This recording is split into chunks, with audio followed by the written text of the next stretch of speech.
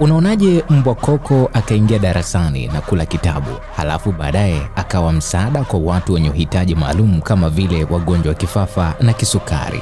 Kwa mbwa aweze kujua dawa za huyo mtu zinakaa wapi, anatumia dawa gani, aweze kumsogezea dawa, maji na kumpa zile huduma za kwanza wakati mtu amezidiwa. Na unafahamu mbwa wako ana kipaji gani au kutoka kabila gani? Kuna mwingine ana kipaji cha ulinzi, kuna mwingine kipaji chake ni michezo. Kwa mfano kama mimi, kuna mbwa anaitwa Sky, ni kadogo tu, lakini yule mbwa ana sense siku zote ambazo mimi I am not fine. Hapo ni wivu kwamba wakati huyo sasa huyo akiniita huyo ana mind. Leo tumesafiri kutoka Mikocheni hadi Mbezi Luis ndani ya jiji la Dar es Salaam. Mwendo wa takriban saa moja kumtafuta Lisa Fikensha, anayefahamika zaidi kama mwalimu wa mbwa, ambaye si tu anafundisha utii bali pia anajenga nidhamu, uaminifu na mahusiano bora kati ya mbwa na wamiliki wao.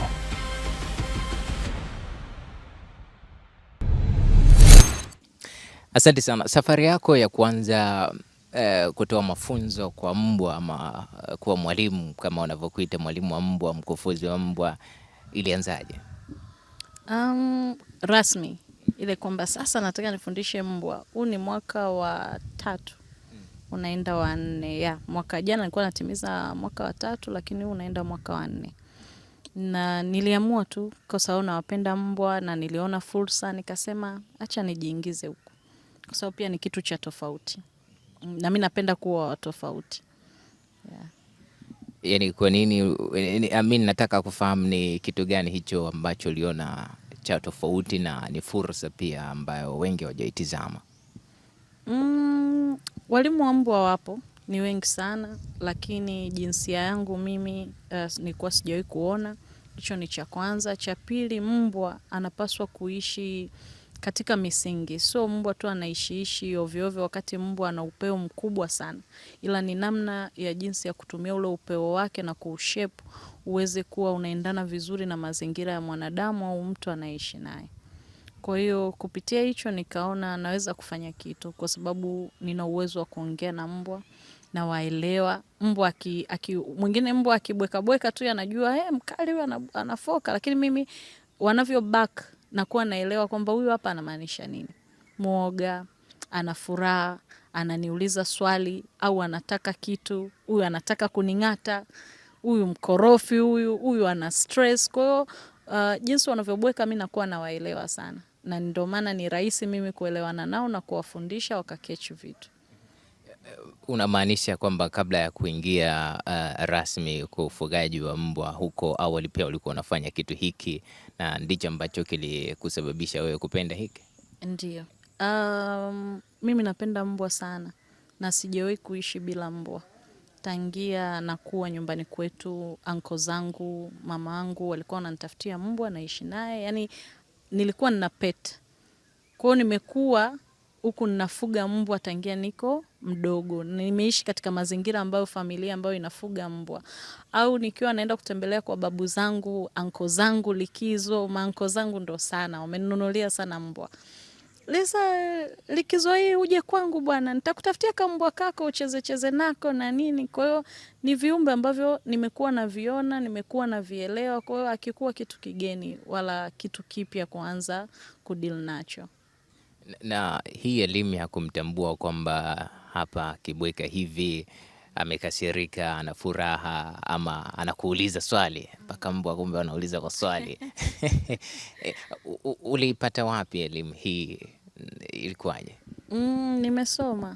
Nasoma. Ukiachana na kwamba nina ule uelewa wa kuwatambua kwa kuishi nao, lakini pia nimechukua muda kuingia course nyingi sana, especially za online. Nina vitabu vya taasisi tofauti ambazo zinafundisha mbwa, vya nje na ndani ya nchi. Kwa hiyo natumia muda pia kusoma sana. Ninaposoma naelewa vinavyoelekezwa kwenye masomo, lakini pia na vipractice kwa mbwa. Kwa hiyo nikifanya practicals napata matokeo. Kwa hiyo kuwafahamu tu kwa kuishi nao haitoshi, ila kujiongeza zaidi. Kwa hiyo mnaulizana maswali na unamjibu mbwa. Mfano maswali kama yapi? Kwa mfano kama hapa naweza nikaingia wakawa wanabweka bweka tu wanapiga kelele wote, au nikiwa naingia nimezoea kwamba nikiingia hapa asubuhi lazima nipite mabanda yote nisalimiane na mbwa. Ni wapetipeti ndo niende. Sasa unakuta muda mwingine umeingia huko na haraka zako unakimbia, wanaita, wanabweka, watulii, lakini nikiwaambia tu quiet, wote kwa pamoja wanatulia. Kwa hiyo ni language ambazo tunakuwa ni lugha, yani tumeshakuwa tunaelewana kwa mawasiliano. Au mwingine akitaka kujisaidia anavyobweka na mjua huyu hapa anataka kwenda kujisaidia, na akifunguliwa kweli anaenda kujisaidia. Kwa sababu pia nasoma na body language sawa. Jinsi anavyokuwa amekaa kwa huo wakati. Shape yake, mkia umekaaje, mwili wake kauwekaje, macho yake yanaongea nini. Kwa hivyo vitu vyote tunavipata darasani, lakini ukiachana, ndio maana nikasema ukiachana na uzoefu kwamba nimeishi nao, lakini nimejiongeza pia, nimeenda, nimewasoma na naendelea kuwasoma. Lengo lako kubwa ni nini hasa kuwafundisha hawa mbwa labda kwa siku za usoni? Lengo kubwa kwa sasa, cha kwanza jamii iwe salama inayoishi na mbwa au inaowatumia mbwa kama ulinzi. Wajue ni namna gani ya kuishi nao. Tupoteze zile kesi za mbwa wake wenyewe wamemng'ata. Au hivi, au mtu anaibiwa, anasema una mbwa ndani na unaibiwa. Kuondoa hiyo, kuweka kwanza jamii sawa. Lakini pia natamani sana mbwa wawe na matumizi zaidi ya hayo, ya kufugwa tu nyumbani. Sasa hivi nimeanza course nazisoma kwa ajili ya kufundisha mbwa ambao watasaidia watu ambao wanaanguka kifafa. Yule mtu badala ya kuwa anazurura peke yake au anakuwa mwenyewe muda mwingi, anaweza pia akawa anatumia mbwa kuwa naye muda wote.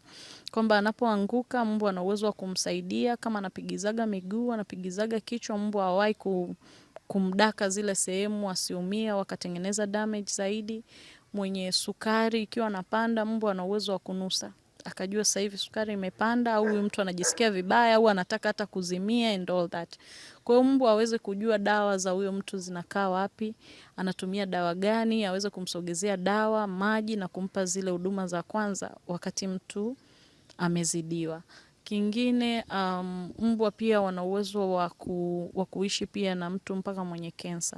Kwa hiyo mambo ni mengi na bado najifunza mengi. Kwamba sisi Tanzania wenzetu wanafanya hiyo sana. Kuna hadi therapy dogs ambao wanaenda mahospitalini tu kwenda kuwa comfort wagonjwa, watoto. Kwa sisi hapa bado hatuna. Kitu ambacho natamani pia tuwe nacho. Kama mimi naweza nikasema kwa kiasi kikubwa sana mbwa wamenisaidia kuheal.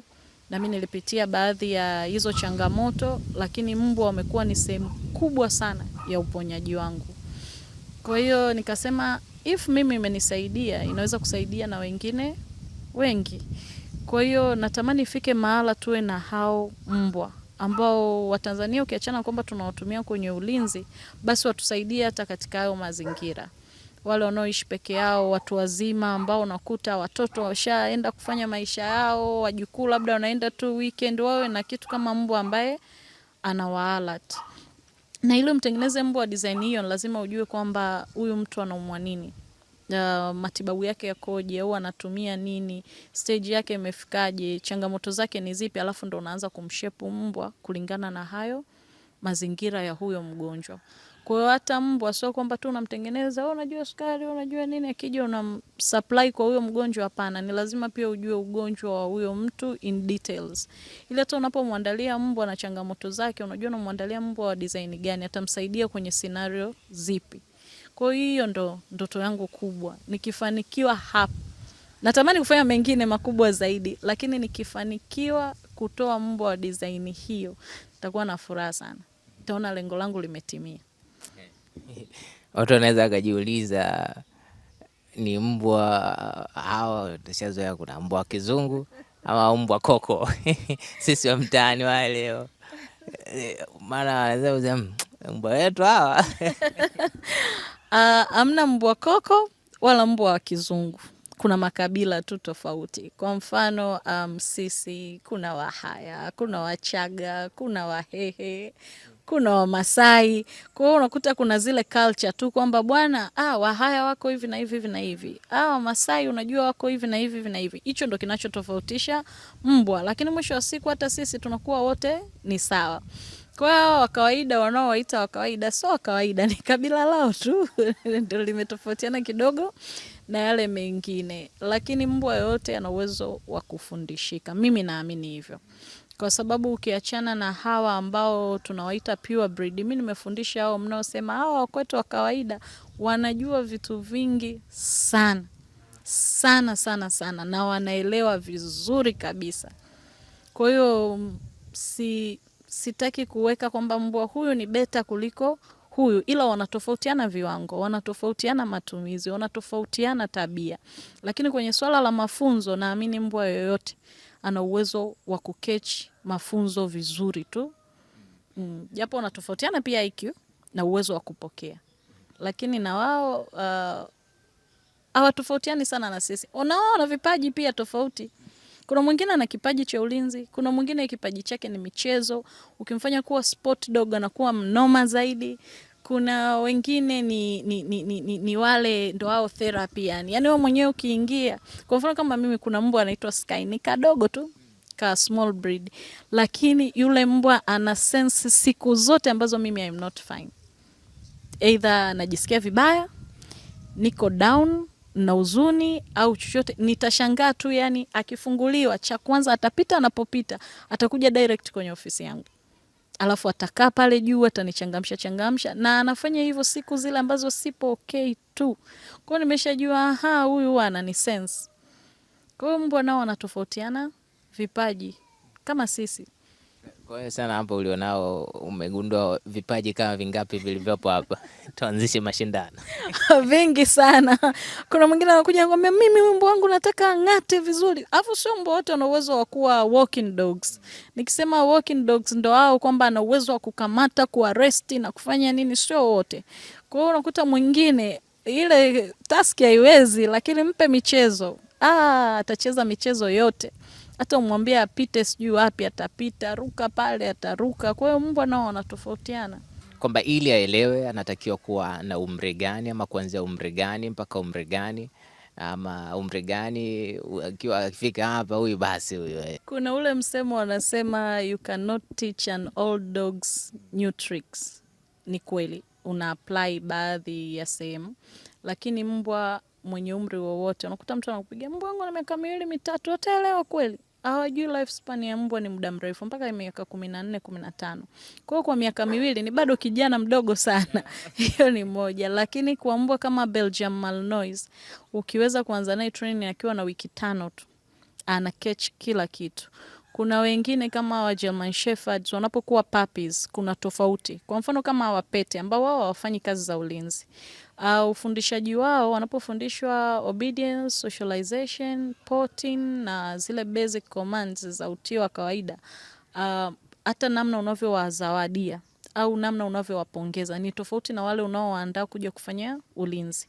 Kwa hiyo sisi hapa tunapokea mbwa kuanzia miezi 2-3 inategemea. Ila hawa Belgian Malinois na wasema hata wakiwa na wiki 3 napokea, kwa sababu najua they can ni mbwa ambao wanataka kuwa busy muda wote, una uwezo wa kumshape vyovyote. Kwa hiyo unakuta wakiwa wadogo sana wanaandaliwa kwenye utii, zile commands za kawaida za kujua namna ya kuishi, do na don'ts, socialization, potting, wajue kwamba wanatakiwa wajisaidie wapi, wasio tu wanajisaidia kila sehemu. Lakini kwa vile anakuja kufanya ulinzi, kwa hiyo hata zawadi zake ni tofauti na hizi mini breeds au unavyowapongeza. Wao unawapongeza kwa michezo ambayo inamuandaa kuja kuwa fit kufanya protection. Kwa mfano kung'ata toys, anavyoing'ata, unavyomzawadia ile toy, unavyoipulpul ile akija kung'ata either sleeve au biting suit, asipate shida, ajue kwamba mbwa atakiwa kung'ata na kuachia anapomwarrest mtu. Anatakiwa aking'ata ni ameshikilia hapo, hakuna kuachia hata iweje, mpaka apewe command ya kuachia ndio aweze kuachia. Lakini aking'ata hapa, anang'ata hivi, ni rahisi hata yule mtu mbaya kumdhuru yeye mbwa. Kwa hiyo utofauti uko hapo, lakini umri akiwa papi, akiwa mkubwa, vyote vinawezekana. Isipokuwa tu akishakuwa mzee miaka 7-8, kuna baadhi ya vitu ataweza kufanya kwa sababu anakuwa ameshaanza kuingia kwa stage ya kuzeeka, anakuwa kuna vile joints zinamuuma, kuna mazoezi mengine atayashindwa. Kwa hiyo tofauti tu ni hapo. Hapo ndo una apply ule msemo sasa. Kuna kambi ya wazee. Kambi ya wazee ipo. Tunao kama sasa hivi hapa tuna mbwa 3 ambao ni wazee. Wana hiyo miaka 8. Wenyewe wanafundishwa nini sasa? Wanafundishwa ukali na wanang'ata vizuri kabisa. Ila kuna baadhi ya vitu tunawapunguzia ili wasichoke, kwa sababu pia mbwa akiwa na mazoezi makali sana inaweza kumsababishia pia akapata heart attack. Kwa hiyo tuna deal nao pia kulingana na umri wao. Na kwa siku namna ambavyo unawafundisha unachukua muda gani? Mfano sisi binadamu pasina shaka ukiwa darasani labda dakika 45, saa moja, vipindi vimegawanyika, tunatoka break na vitu kama hivyo. Wao ni tofauti sasa. Huwezi kumfundisha mbwa muda mrefu sana. Mbwa umemfundisha sana dakika 10, 15, 20 umeenda sana. Na hizo 20 labda mbwa mwenyewe awe yuko kwenye vibe la kuendelea kufanya training. Kwa sababu unachotakiwa kuangalia ni matokeo positive. Kwamba upate positive unapofanya naye ile session. Kwa mfano umempa command, ameifuata mara 2, mara 3. Unapoendelea kumrudia kitu kile kile anakasirika.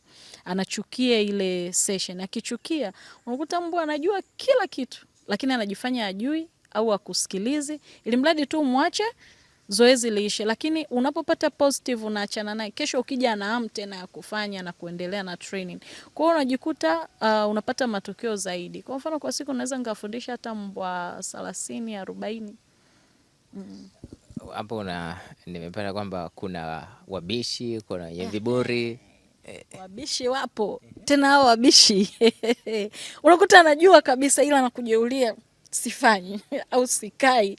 Kwa hiyo hao nao kuna vile unatumia akili kumuonyesha kwamba mimi ndo master wako na utanisikiliza, lakini hatutumii fimbo, hatuchapi.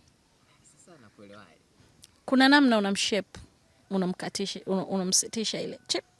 Anaelewa, kumbe hapa natakiwa hapa siachiwi mpaka nitii. Kwa hiyo naye aumrelease mpaka akutii. Akikutii ndo unamwacha. Ukiweza kumwachia yuko hivyo hivyo, anakariri kwamba kumbe nikiwa nambishia ndo naachwa. Lakini akiona kwamba akikutii ndo unamwacha, naye atakuwa anataka kukupa matokeo haraka haraka ili umwachie, kumbe na wewe ndo unachokitaka. Kwa hiyo kuna namna ya kuwa discipline, lakini hatutandiki. Kwa sababu unapomchapa mbwa unamtengenezea fear, unamtengenezea hofu, uoga, na hata kama unamwandaa kuwa wa ulinzi, atakupa matokeo ya haraka pale kwa ajili ya hasira, kwamba atataka kukuataka, atataka kung'ata, atataka complete ile task haraka haraka, lakini hautengenezi mbwa mzuri. Ndio wale mbwa unakuta baadaye anakuja kuwa mkali sana zaidi, au anakuja anang'ata watu. Kwa hiyo tunataka mbwa ambaye anapaswa kuwa mkali pale anapopaswa kuwa mkali, au hatari inapotokea. Sio anakuwa tu mkali ovyo ovyo au anachukia binadamu. Umewahi kuletewa malalamiko labda baada ya kuwafundisha mbwa, labda mbwa ulimfundisha hivi lakini amekuwa na madhara haya, ama kumekuwa na matokeo kama haya? Sasa tofauti inakuja hapa. Kwa mfano sisi tunapomaliza kumfundisha mbwa, ni lazima wewe owner tukuelekeze vitu vyote ambavyo anavifahamu mbwa. Kama mbwa anakuja kwetu, ni lazima tunakuruhusu. Sio lazima, lakini mwisho wa siku ni lazima tukuelekeze vitu vyote ambavyo mbwa anajua. Lakini ni muhimu wewe kuwa unakuja kuona zile sessions za mbwa wako na tukuelekeze vitu vyote ambavyo anavijua mbwa ambavyo amefundishwa. Kwa sababu sisi tunafundisha kwa njia mbili. Tunafundisha commands in words, kwamba mbwa anakuwa anajua anatakiwa afanye nini kupitia maneno na sauti, lakini pia tunafundisha kwa kutumia hand signals. Kwamba kuna namna nikiweka hand signal mbwa anaelewa, hapa nimeambiwa nikae, hapa nimeambiwa nilale, hapa nimeambiwa nikatulie pale, nisiende popote, hapa nimeambiwa ning'ate. Kwa hiyo owner ni muhimu, mmiliki ajue hivyo vitu vyote, kwamba mbwa wake anajua nini. Sasa unakuta unamuelewesha mbwa wako anajua hiki na hiki, hiki na hiki. Sasa unakuta wao hawa practice. Alafu out of nowhere mbwa kashakaa mwezi, kashazoea mimi natii nikiwa shule. Nikiwa nyumbani life ni free. Alafu siku moja tu unaamka unaanza kumkomandi zile. Mbwa akikubishia unaanza mbwa hajaelewa, mbwa hajui chochote. Wakiniita sasa mimi baadhi, lakini sio wote. Hiyo kesi imetokea kama mara 2 hivi. Akiniita mimi sasa, vyote alivyoniambia mbwa afanye, mimi nikifika anafanya. Why? Kwa sababu amesha kariri kwamba huyu anatufanyisha hizi commands hizi tunatakiwa tuzifuate, ila huyu hatujazoea. Kwanza tulichukuliwa nyumbani hatujui, tukaenda kufundishwa, afu tumerudi hajatuendeleza. Kwa hiyo nao unakuta ndio huo ubishi sasa tunausema. Kwa hiyo unakuta unaingia tena zoezi lingine la kumwelekeza namna ya kudeal nao. Lakini ukiachana tu na hivyo, mimi binafsi nina utaratibu kwamba mbwa wote ninawafundisha huwa na utaratibu wa kuwazungukia tena baada ya muda fulani. Kwa wamiliki nawapigiaga tu simu, mpo wanaendeleaje? Vizuri, sawa, lini mpo free? Siku fulani. Na kuja kuwa assess hao mbwa tena, na hiyo inakuwaga ni bure. Sema siwekagi kwenye huo utaratibu kwa sababu unakuta muda na nini ni kitu ambacho nafanya mimi binafsi kuhakikisha kwamba kile kitu nilichokifanya kwa yule mbwa kinafanya kazi. Kwa hiyo unakuta tu ni simu za surprise. Wanaendeleaje? Vizuri. Wanakumbuka kila kitu. Vingine wanakumbuka, vingine hawakumbuki. Naambia basi nakuja kuwatembelea. Nikifika nikikuta wanakumbuka, wao ndo hawajui jinsi ya kudili nao, na wapate na somo la namna ya kudili nao ili viendelee kuishi. Nikikuta kweli mbwa ni chache sana, sijui kukutana na mbwa kasahau. Sana sana tu ni wao ndo unakuta hawajui kudili nao. Nikikuta mbwa kuna vitu vya brush huwa natoa ofa za wiki. Kwa namchukua tena nakuja na brush alafu namrudisha kwao. Yaani napenda kile ninachokifanya kiendelee kuishi kwa wale mbwa. Na katika ufundishaji wako wote na ukuaje, ushawahi kung'atwa na mbwa? Aidha wakati unacheza naye au wakati unamfundisha? Kucheza naye na kumfundisha sijawahi. Ila nimeng'atwa mara 2. Moja nagombelezea ugomvi, wakakosea wakaning'ata mimi. Ya pili kuna mbwa alikuwa mbwa wa dadangu Shabweti, alikuwa amejibana sehemu ambayo nilivyosikia kelele nikatoka kuangalia ni vipi kwa kesi ilivyokuwa. Yaani ningeondoka hata hatua 5 angevunjika kabisa ule mkono au ungekatika kwa pale alipokuwa ameingiza mkono wake. Kwa hiyo nikaona hapa sina ujanja, inabidi tu nikautoe ule mkono. Yeye sasa out of pain ndo akaning'ata. Na hata kwenye masomo yetu au tunavyofundishwa sisi ni kwamba mbwa anapokuwa kwenye maumivu ni lazima uwe na kitu ambacho atang'ata. Kama unataka kumfanyia dressing au unataka kumhudumia chochote sehemu ambayo ina maumivu, umvalishe mazo au umfunge kitambaa siweze kung'ata, au ang'ate kitu either fimbo au kitu chochote ambacho naye atang'ata kuhold ile maumivu yake. Kwa hiyo mimi nilikosa hicho. Yeye akaona kaning'ata. Kwa hiyo niling'atwa mara 2. Kwa hiyo unakuwa na dawa karibu? Dawa ipo. Kwanza mbwa wote wanakuwa na chanjo. Hiyo ni salama zaidi. Lakini cha pili najua jinsi ya kudili na kidonda cha mbwa kwa sababu hakifungwi. Cha 3 na meza antibiotic na kwenda hospitali. Sasa unajisikiaje mtaani anapokuita mwalimu wa mbwa? Unajisikia vizuri and I am proud kuitwa mwalimu wa mbwa kwa sababu mbwa ni kiumbe fulani ambacho kiko loyo kuliko hata sisi binadamu. Kwa hiyo ukiniita mwalimu wa mbwa mimi nafurahi, ndo mabosi zangu. Kwamba wakati unafikiria kuanza jambo hili, familia, watu wanaokuzunguka, watu wa karibu walisemaje? Na wewe ni mtoto wa kike pasina shaka ama mwanadada? Mamangu alicheka sana, akasema wewe ni mtoto wa mwisho. Watoto wa mwisho wenzio wao wanapenda sana watoto. Lakini wewe kwako ni tofauti. Kwa unapenda sana kucheza na midoli na vimbwa. Kwa hiyo kama umeamua kufanya mbwa hata sikushangai. Wajomba zangu ndo walicheka sana wakafurahi. Wakasema umeamua kurudi kwenye vitu vyako. Yaani mimi napenda sana pets. Sana. Sio mbwa tu, hadi nyau. Mimi na nyau namfuga, nimemfundisha mafunzo yote wanayojua mbwa. Tofauti tu yeye ni ang'ati. Wala kuarrest, lakini hizi commands zingine za kuishi naye zote anazijua. Fika nyumbani anakuletea chakula yangu pakulia. Hadi anipakuli ila anajua kila kitu. Nikimwambia kaa anakaa, nikamwambia lala hapo analala, subiri anasubiri, na ni nyau. Kwa hata nyau una uwezo wa kumfundisha. Basi jambo jema, na furahi kusikia hivyo. Na nami nitaleta mbwa wangu aje afundishe bana maadili mazuri. Lakini kipi hasa ambacho unajivunia mpaka sasa hivi katika hiki ambacho unakifanya wewe na ulichoamua kukifanya? Cha kwanza nafurahi sana kwa sababu mbwa wamenisaidia, nimepona kwa kiasi kikubwa kiafya, haswa kwenye afya ya akili. Hicho wamekuwa therapy yangu kubwa sana. Kwa hiyo kwa kiasi kikubwa wameplay part kubwa sana, nawaheshimu kwa hilo.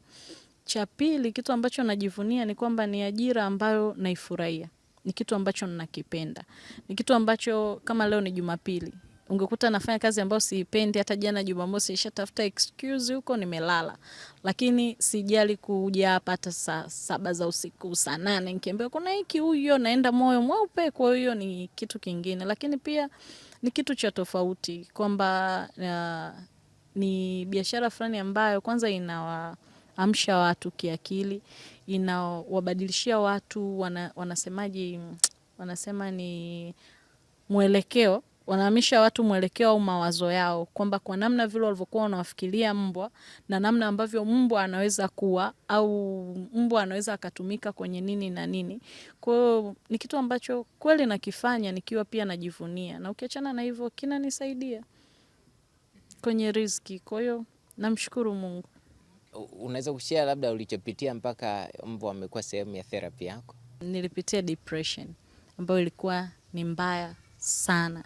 Yaani ile depression ambayo ukifika Muhimbili madokta wanakuja hata 4, 5 au wanaenda kikao wanakudiscuss afu wanarudi. Leo nahamishiwa kwa bingwa huyu, kesho kwa bingwa yule, wananielekeza vitu vya kufanya. Lakini pia ukiachana na hivyo, mimi sijisifii, lakini I know I am smart.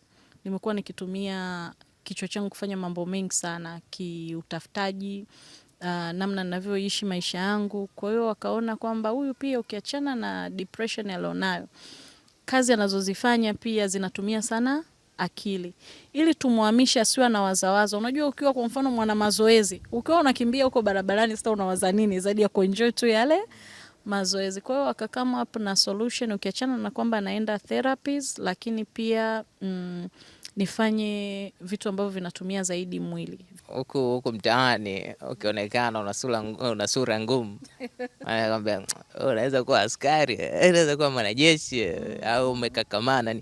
Kuna sifa kwamba huyu mbwa anapaswa kuwa mlinzi, huyu anapaswa kuwa hivi, labda jaribu kutufafanulia.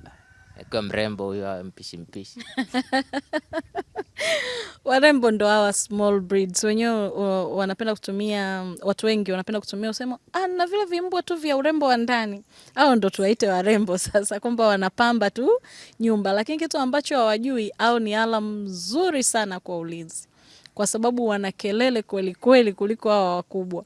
Hao wakubwa ni wazuri kwenye kukamata na kung'ata, ila hao wadogo kushtua tu, jamani huko kuna kitu huko, ni wazuri sana.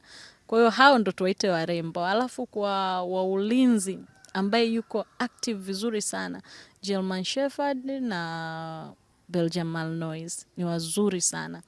Lakini pia kuna mabobel, kuna mapitbull. Bobel yuko friendly pia kwa familia, ni mbwa mzuri, ni mpole, akilelewa vizuri, akapatiwa chanjo vizuri, utosikia hata zile kesi za kung'ata watu na nini. Lakini Pitbull anahitaji mtu ambaye sio anajifunza kufuga mbwa, sio muoga, kwa sababu Pitbull hatabiliki. Muda wote anabadilika na muda wote anataka kuwa mbabe. Kwa hiyo ukiweza kumruhusu wawe mbabe zaidi yako, atakuendesha sana. Pitbull ndo wababe. Hao ndo wakorofi kweli kweli. Tunawaita pilipili washa. Ila mimi nawafundisha, wako wengi tu nilowafundisha. Basi jambo jema. Kuna kingine ambacho labda ungependa kushare na sisi ambacho hatukifahamu na unaona ni kizuri? Kingine nadhani vyote tumeviongea, lakini sana sana watu waishi na mbwa, sio tu mbwa ili mradi waishi na mbwa katika misingi mizuri ya kufuata chanjo, afya, na sio lazima hawa mbwa, maana hata hawa wakubwa utasikia watu una yale wa kizungu. Hamna mbwa wa kizungu wala wa Kiswahili. Hata yule wa kwako mtaani naye ni mbwa na ana haki zote kama mbwa wengine. Kwa hata wewe ambaye unamiliki mbwa mtaani, unaishi naye, mpatie mbwa wako chanjo, mjali, mbwa wote ni sawa. Asante sana mpendwa mtazamaji wa Ayo TV na Millard Ayo, popote pale ulipo, pasi na shaka umemsikia mkufunzi, mwalimu, kwa namna ambavyo utamwita wewe wa mbwa, wanamwita mwalimu wa mbwa. Asante, umekuwa nami Jerome Robert kwa wakati wote, basi chao.